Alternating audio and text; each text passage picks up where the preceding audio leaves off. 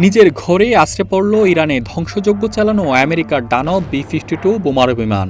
সোমবার দক্ষিণ ক্যালিফোর্নিয়ার এডওয়ার্ডস বিমান ঘাঁটি থেকে উড্ডয়নের কিছুক্ষণ পর বিমানটি বিধ্বস্ত হয়। এই ঘটনায় নিহত হয়েছেন ৮ জন। স্থানীয় সময় সোমবার বেলা ১১:২০ এই ঘটনা ঘটে। বিমানটি বিধ্বস্ত হওয়ার পর বিশাল কালো ধোঁয়ার কুণ্ডুলিতে ছেয়ে যায় পুরো আকাশ।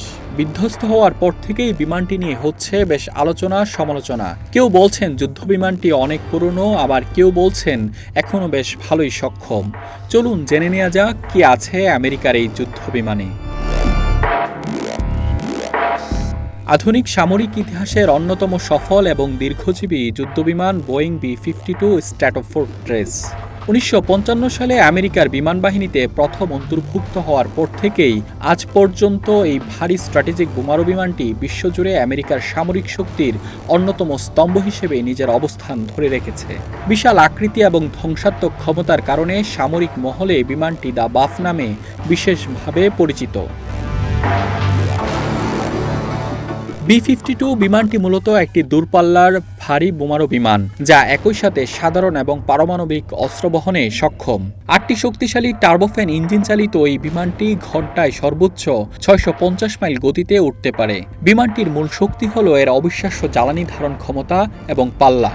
কোনোরকম বিরতি বা রিফুয়েলিং ছাড়া এটি একটানা ৮৮০০ মাইলের বেশি পথ পাড়ি দিতে পারে। আর আকাশে উড্ডয়নরত অবস্থায় জ্বালানি সংগ্রহের সুবিধা থাকায় এর কার্যক্ষমতার পরিধি কার্যত সীমাহীন। একটি একক মিশনে বি-52 বোমারু বিমান প্রায় ৭০,০০০ পাউন্ড বা ৩১,৫০০ কেজি যুদ্ধাস্ত্র বহন করতে পারে। এর মধ্যে রয়েছে সুনির্দিষ্ট নিশানাবেদী, guided bomb, cruise missile, laser guided missile এবং অতি ধ্বংসাত্মক পারমাণবিক বোমা।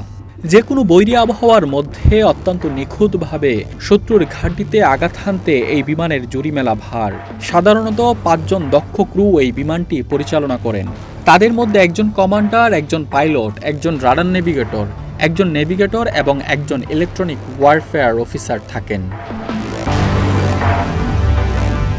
সাধারণত যে কোনো যুদ্ধবিমানের কার্যকারিতা ২০ থেকে ৩০ বছরের মধ্যে শেষ হয়ে যায়, তবে বি-52 এর ক্ষেত্রে ইতিহাস সম্পূর্ণ ভিন্ন।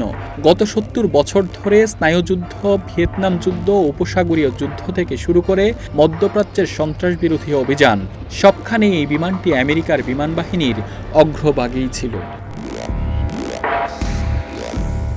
সম্প্রতি আমেরিকা ও ইসরায়েলের যৌথ সামরিক জোট ইরানের পারমাণবিক ও ক্ষেপণাস্ত্র অবকাঠামো ধ্বংস করতে অপারেশন এপিক ফিউরি পরিচালনায়ও এই বিমানগুলো সরাসরি অংশ নেয়। আকাশ প্রতিরক্ষা ব্যবস্থা ধ্বংস করে দিয়ে ইরানের আকাশে অবস্থান নিয়ে চালায় একের পর এক ধ্বংসযজ্ঞ। Mainuddin Shamsuzzaman, one digital desk.